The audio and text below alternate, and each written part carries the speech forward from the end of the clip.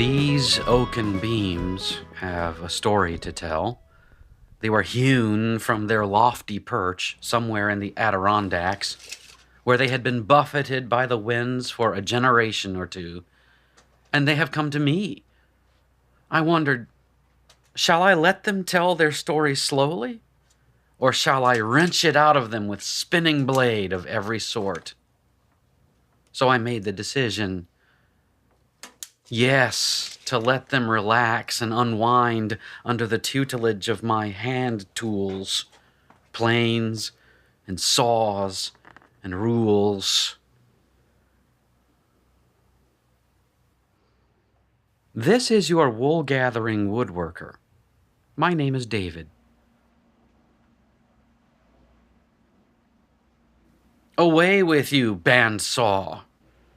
Goodbye, planer.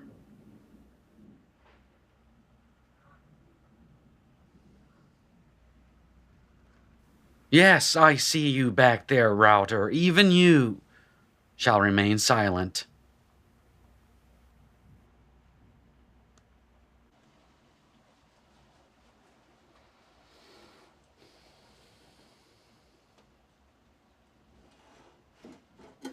The relationship between wood and spinning blade machine is already tense, shall we say.